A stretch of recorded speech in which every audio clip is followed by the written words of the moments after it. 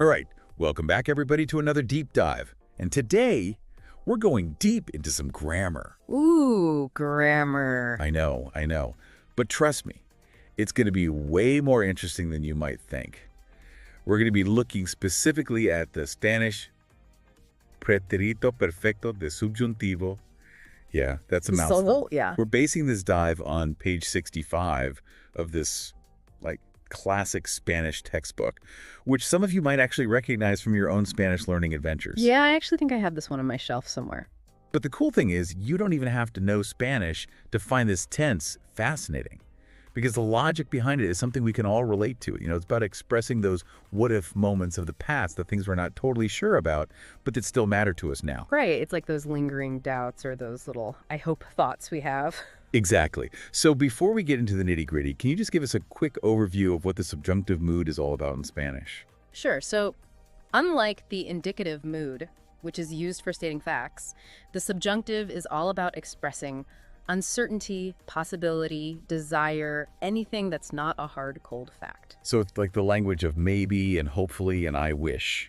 Yeah, exactly. And this specific tense, the pretérito perfecto de subjuntivo, is taking that maybe feeling and anchoring it to the past, right? Absolutely. It lets you express thoughts like, I hope they made it home safely, or maybe she's been too busy to call, where the action might have happened in the past, but we're not totally sure. Okay, I'm starting to get it. So how do we actually form this tense, though? What makes it tick? Well, you'll see our old friend, the helper verb haber, which is basically the Spanish equivalent of to have in this case. But here, it's wearing its subjunctive mood hat, so it's not just stating a fact. And this haber buddy teams up with the past participle of the main verb to create the specific meaning of past possibility. Got it. So can we have an example of this haber and past participle team in action?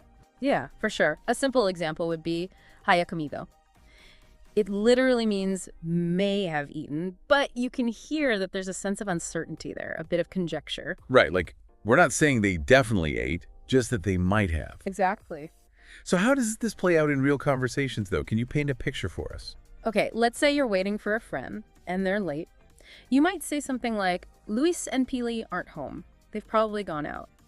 But in Spanish, you could capture that little bit of doubt with, Luis y Pili no están en casa, probablemente hayan salido. Ooh, I can feel the suspense. It's like you're not totally ruling out the possibility that they're still at home, right? Yeah, exactly. It leaves that little bit of room for uncertainty. So we've seen how this tense can express doubt about something that may or may not have happened.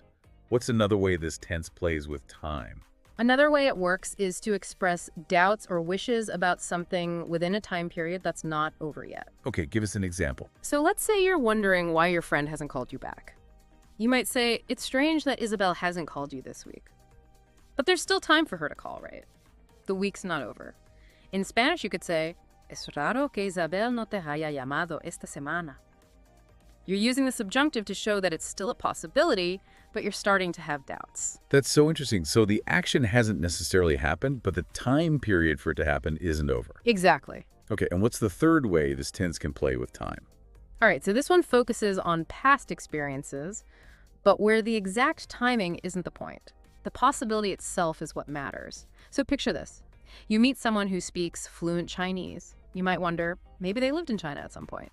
It's a possibility that crosses your mind. In Spanish, you could express this with, Nacho habla muy bien chino. Quizá haya vivido en China. You see how the focus is on the possibility, not on the exact when and where of living in China. Yeah, it's all about the maybe. This all reminds me of the Spanish word ojalá, which is basically like saying I wish, but with way more drama. Absolutely. Ojalá is all about expressing strong desires and wishes. And when you pair it with this tense, you're basically wishing about something in the past that has implications for the present. So like wishing you had won the lottery last week. Yeah, exactly. Or let's say you're starving and you say, Ojalá hayan comprado comida. Tengo un hambre. Which means, I hope they bought food. I'm so hungry. You see how the hunger is in the present, but the wish is about something that may or may not have happened in the past. Makes sense. And it is a pretty dramatic statement. It is. So we talked about ojalá. What are some other ways to express strong feelings about the past using this tense? Well, kai is a great way to express surprise or relief about a past possibility. Like, imagine you hear that someone was in a tricky situation, but you're relieved they're okay. You could say que no le haya pasado nada, which means hope nothing happened to her. It's like a sigh of relief, but in Spanish. Right. And then there's a sí, which is often used in a playful but slightly mischievous way to express a kind of bad wish. You know, like, así se le hayan indigestado los pasteles, meaning, hope those cakes gave him a stomachache. Uh-huh.